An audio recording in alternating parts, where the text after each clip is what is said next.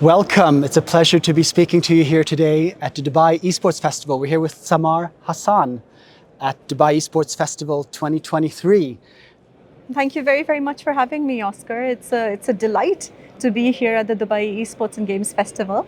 You're in here from Pakistan and you have one of the biggest country pavilions here. I had no idea that Pakistan was such a superpower in the world of gaming. It is, and it's, in the recent times, it's really, really emerging as a very, very strong player in the games ecosystem. So in terms of developers alone, every single year we're producing between 25,000 to 35,000 IT graduates.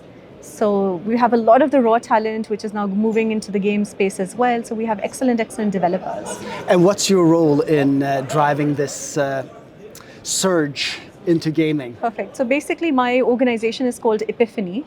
And as you can, guess by the name, it means, really that moment of utter and sudden realization when things start making sense, or, like I like to describe it, it's the final piece of the puzzle that it's fitting into place. So Epiphany has been a very strong ecosystem builder for the past 6 years. Initially, we started off by supporting the general tech entrepreneurship space, women entrepreneurship, impact entrepreneurship space. But then since the last 3 years, we've been hyper-focused on gaming ecosystem. So we've been supporting them through webinars, through educational programs, through game jams, boot camps, and we also host flagship international conferences in the country. And next year, hopefully, or maybe at the end of this year, I don't know, Oscar, you tell me, perhaps then we'll be hosting then that one in Dubai. That's called 1018, by the way. So tell me about the games that Pakistan is good at developing. Is it mobile, Web3, first shooter? What's the specialty of Pakistan? So absolutely. So some of the genres that Pakistani developers used to make a lot were hyper-casual games. And now over the years, we've kind of moved into the hybrid casual space as well. I think we're kind of like the gurus of self-publishing, I should say. So anybody who's an indie developer who's looking to self-publish on Google Play Store or so on and so forth, they should definitely get in touch with some of the gaming studios that are here. And we've got about 30 odd companies over here at the pavilion as well.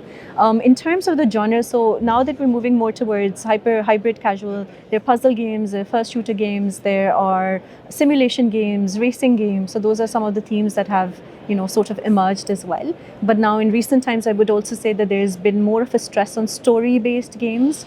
So even if there is, so for instance, one of the studios over here that's presenting, it's called Tiny Kraken. So they've got something called Merge Princess, where, you merge and you create different items, etc. Kind of like the Merge Dragon games that you had. But this time there is a story behind it, that the world has been completely destroyed. And now the princess, she's come into power and she has to rebuild that entire world, right? So I think we're also seeing more stronger narrative coming through in the games that we're building in Pakistan now.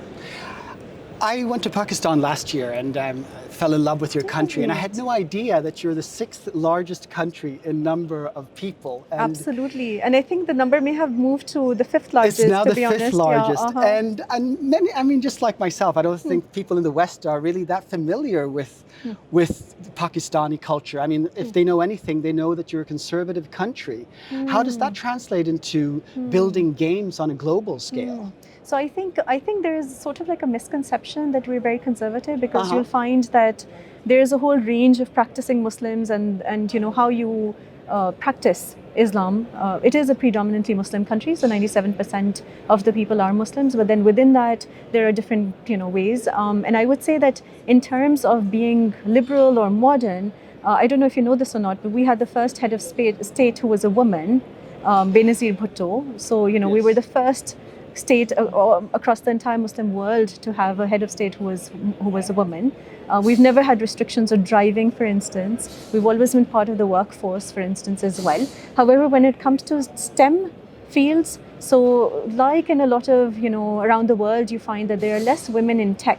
So in Pakistan as well, there are less women in tech. And I think to bring it back to gaming, right? Yeah. It's Absolutely. truly inspiring that a woman is leading the charge, and you're talking about supporting women founders and developers.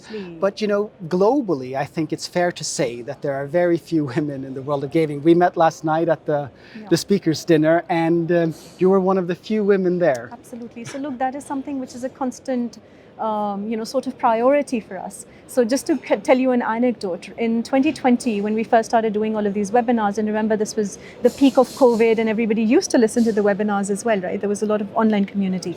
And we wanted to host an event on the gaming landscape in Pakistan, and we wanted to invite C-suite individuals, right?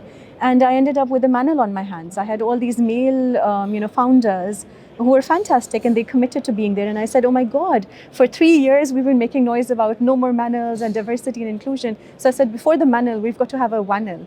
Right? So I dug deep and into the network and started looking for women who were perhaps not CEOs of gaming studios, but they were quality assurance people, or they were doing technical development of the games, or they were doing marketing, etc. So put together this women-focused one, and we called it Wonder Women in the Gaming World, and that has emerged as one of the series of events that we do now still, right? But I guess the reality of the world of gaming is that most gamers are men. And what kind of games do you see appealing to women? And are women the ones building those games? So a lot of times the women perhaps are not the ones building those games, which is why there needs to be a lot more diversity and inclusion. And what are the games that really get women into gaming? I think there is also a misconception when we think that gamers are more men than women. So, 40%, 50% of the gaming community are women as well.